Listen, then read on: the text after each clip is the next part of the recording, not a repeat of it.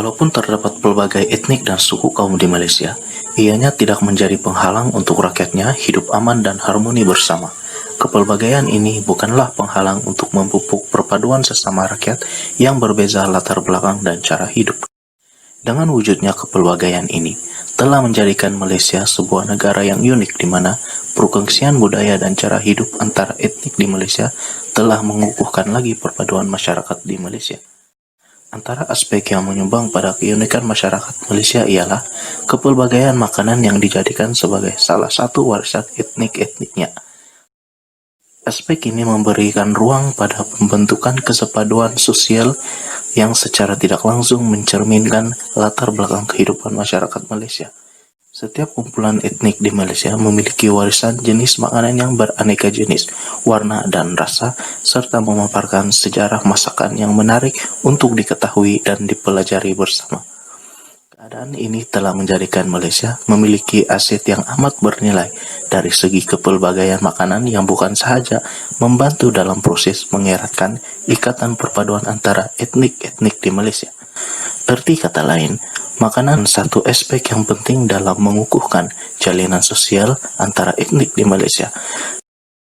Kesepaduan sosial yang terbina daripada aspek ini dapat membuktikan kepada dunia bahwa negara Malaysia boleh dijadikan sebagai sebuah negara contoh, yaitu walaupun masyarakatnya terdiri daripada berbagai etnik, ras dan agama, namun masih dapat bersatu dan saling hormat menghormati antara satu sama lain.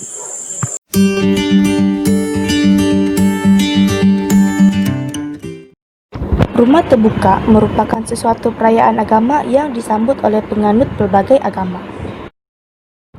Hal ini dapat memupuk persefahaman di kalangan rakyat yang pelbagai kaum. Justru itu, amalan ini dapat memupuk hubungan etnik di Malaysia melalui kepelbagaian makanan yang disediakan.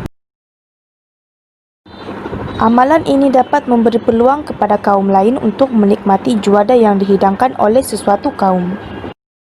Sebagai contoh, masyarakat Iban biasanya menyajikan sagu, manakala masyarakat India pula mementingkan manisan.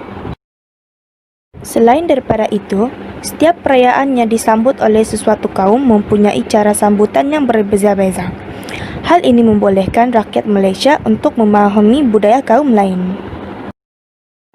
Setiap tetamu yang menghadirinya pasti teruja kerana mereka dapat merasai makanan yang berbagai dan unik. Hal ini juga akan menyebabkan tradisi bangsa suatu kaum akan terus kukuh. Oleh itu, sekiranya amalan ini diteruskan pada setiap tahun, hubungan silaturahim antara kaum akan menjadi lebih erat, sekaligus dapat mengenali kepelbagaian makanan kaum lain.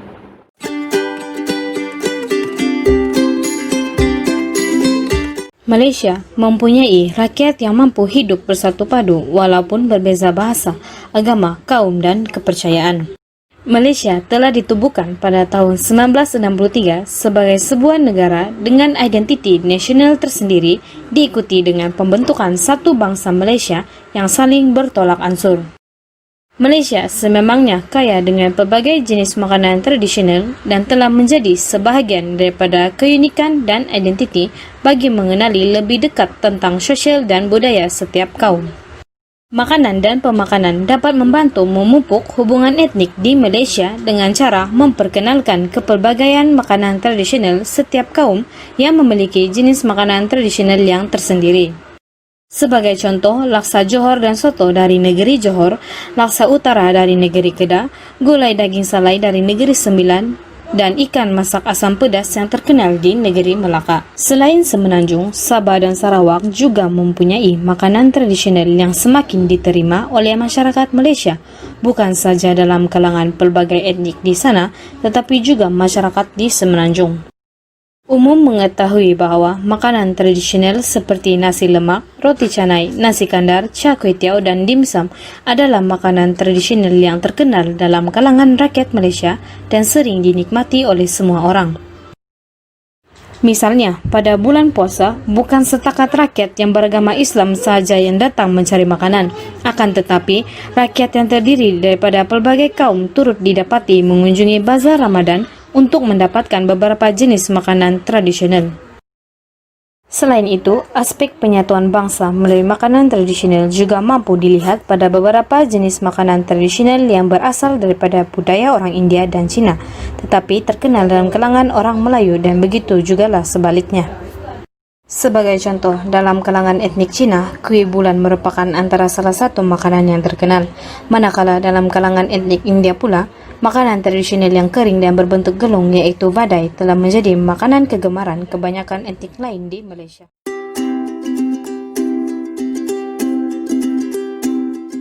Makanan menjadi simbol keakraban dan persahabatan masyarakat berbilang kaum. Seperti yang kita tahu, Malaysia kaya dengan makanan dari pelbagai bangsa. Sebagai contoh, nasi ayam yang diperkenalkan dari kaum Cina, roti canai dari kaum India, rendang dari kaum Melayu, dan bermacam lagi jenis makanan dari pelbagai etnik yang ada di Malaysia. Simbol keakraban dapat dilihat apabila masyarakat yang berlainan bangsa menjamu makanan yang disediakan oleh kaum lain. Seperti kaum Melayu menikmati kari yang dikenali sebagai makanan kaum India pada hari raya untuk dimakan bersama nasi impit. Semasa bulan Ramadan, bazar dan bufet Ramadan yang ditawarkan di hotel dan restoran menyajikan pelbagai gabungan antara masakan tradisi Melayu dan masakan tradisi bangsa lain. Masyarakat pelbagai kaum dan agama datang memeriahkan bazar dan bufet Ramadan menunjukkan simbol keakraban dan persahabatan yang terjalin melalui makanan. Menjelang hari-hari perayaan pula seperti keamatan, Hari Raya Aidilfitri, Tahun Baru Cina dan sebagainya, sudah tentu rakan-rakan akan mengadakan rumah terbuka dan akan menyajikan makanan mengikut bangsa masing-masing. Dengan ini, rakan-rakan yang menjamu makanan dapat merasakan masakan tradisi berlainan jenis dan mungkin akan menggemari beberapa masakan.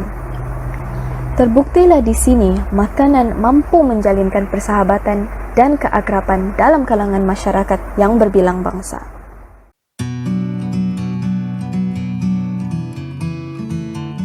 Hubungan antara kaum dapat dijalin melalui pelancongan. Hal ini dapat menarik pelancong asing maupun pelancong tempatan. Dalam sektor pelancongan, promosi Malaysia sebagai destinasi syurga makanan dengan tema Malaysian Cuisines merupakan salah satu asas kepada penonjolan pelbagai jenis makanan merentas etnik yang turut membentuk identiti masyarakat di Malaysia. Dalam promosi tersebut, nasi lemak sebagai contoh merupakan sajian yang popular di Malaysia kerana keenakannya dan sajian ini pula mudah disediakan. Nasi lemak yang pada asalnya sebagai hidangan untuk sarapan pagi dalam kalangan etnik Melayu, tetapi kini telah menjadi pilihan semua etnik di Malaysia. Bertitik tolak daripada itu, oleh sebab penerimaan meluas dalam kalangan masyarakat setempat dan antarabangsa, kini nasi lemak bukan sahaja untuk hidangan sarapan pagi, tetapi boleh didapati sepanjang masa dan setiap hari. Nasi lemak yang dahulunya dinikmati di rumah, tetapi kini nasi lemak dapat diperoleh di tempat yang menjadi tumpuan orang ramai seperti gerai makanan, restoran, malah di tempat eksklusif.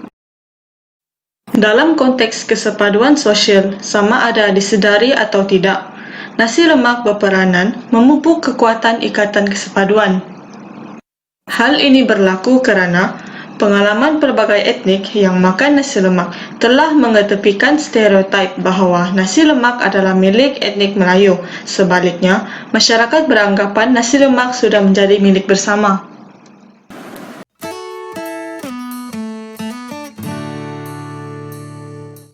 Kesimpulannya, kita dapat lihat betapa makanan merupakan satu aspek yang penting dalam mengukuhkan jalinan sosial antara etnik di Malaysia. Kesepaduan sosial yang terbina daripada aspek ini dapat membuktikan kepada dunia bahawa negara Malaysia boleh dijadikan sebagai sebuah negara contoh, iaitu walaupun masyarakatnya terdiri daripada pelbagai etnik dan agama, namun masih dapat bersatu dan saling menghormati.